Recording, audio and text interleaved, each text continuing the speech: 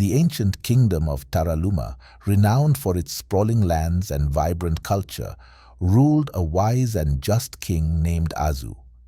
He had one beloved daughter, Princess Zira, who was as beautiful as the morning sun. Her beauty was unparalleled, and her eyes sparkled like the stars. However, beneath her stunning exterior, Zira harbored a heart filled with arrogance and a tongue sharp with disdain. From the time she could speak, Zira was spoiled and pampered, leading her to believe that she was superior to everyone in the kingdom. Servants trembled at her commands, and courtiers avoided her path for fear of her scathing remarks. She took great pleasure in belittling those who served her, considering their existence beneath her royal status. One day, while the sun hung high in the sky, Zira was in her garden, adorned with flowers of every hue, barking orders at the servants who tended to her. It was then that she noticed a new face among her personal guards.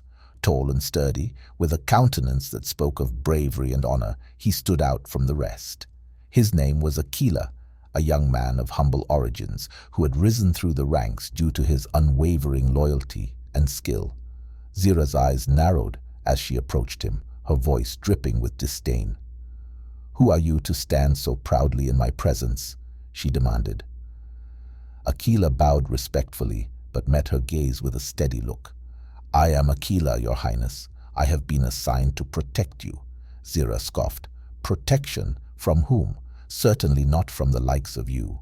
Ensure that your presence does not become an eyesore." Akila remained silent, his face impassive, though inside he bristled at her haughty tone. However, he knew better than to respond with anything other than a respectful nod. As days turned into weeks, Zira continued to demean Akila at every opportunity. She would criticize his stance, mock his attire, and laugh at his silence. Yet Akila bore it all with remarkable patience, his duty to protect her outweighing his personal feelings. One evening, a grand festival was held in the palace to celebrate the harvest season.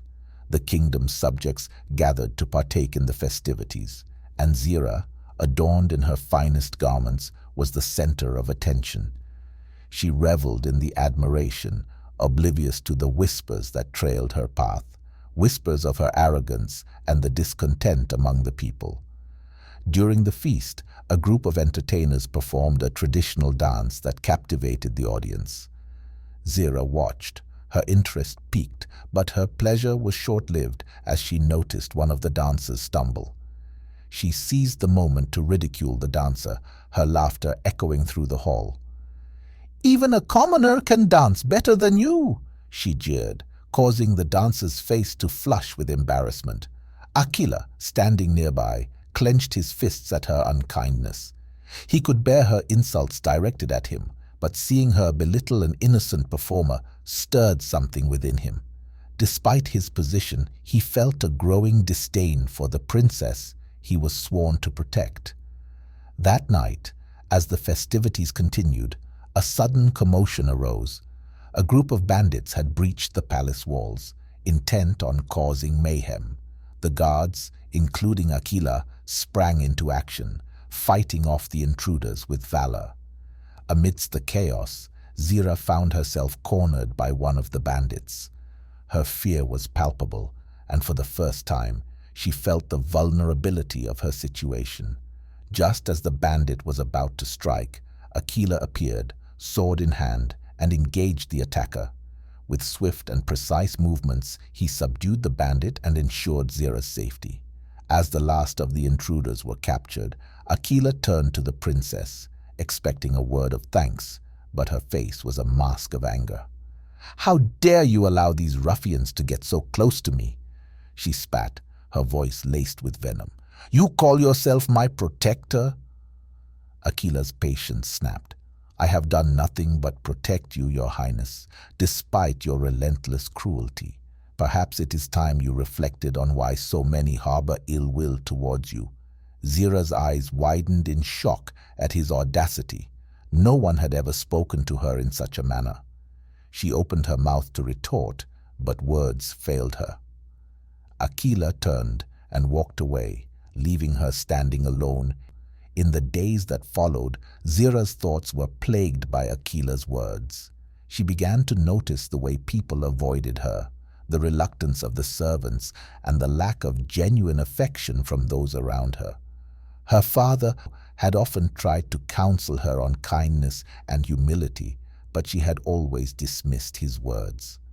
One afternoon, Zira wandered into the palace gardens, her mind heavy with introspection.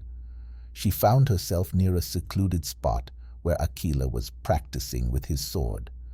She watched him for a while, admiring the precision and grace of his movements. Finally, she gathered the courage to approach him. "Akila," she called softly. He paused and turned to face her, his expression neutral. "Your Highness." She hesitated, struggling to find the right words. I owe you an apology. I have been unkind and unfair to you and to many others." Akila's eyes softened, but his demeanor remained guarded. "It is not me you need to apologize to, Princess.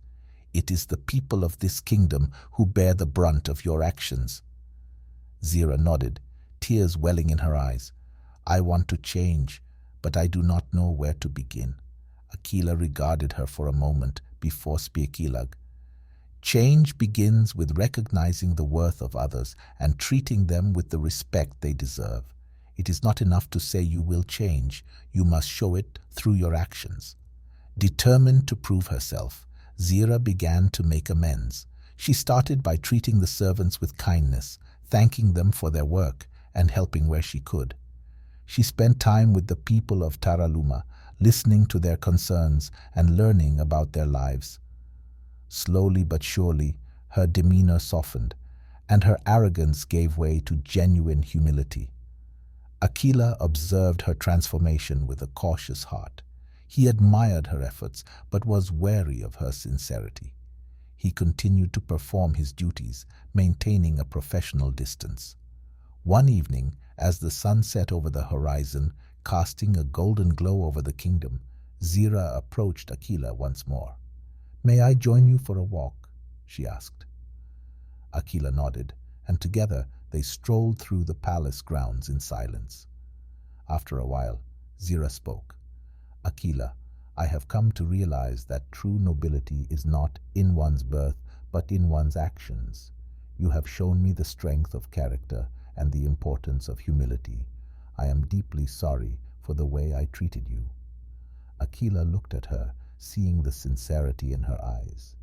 "It takes great courage to admit one's faults and seek to change. I see that you are genuinely trying, Princess." As they continued their walk, a bond began to form between them. Zira found herself drawn to Akila's strength and integrity, while Akila saw a newfound kindness and grace in her. Their conversations grew longer, filled with laughter and shared stories.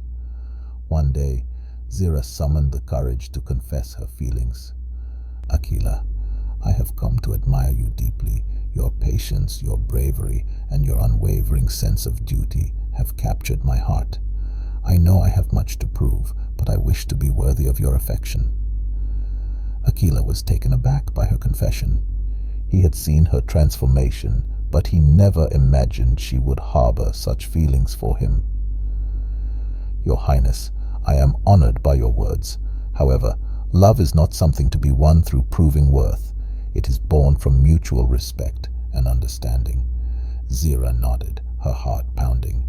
"Then allow me to earn your respect and understanding, not as a princess, but as Zira." Over the next few months, Zira continued to show her commitment to change. She worked tirelessly to improve the lives of her people, supporting various charitable endeavors and advocating for the needy.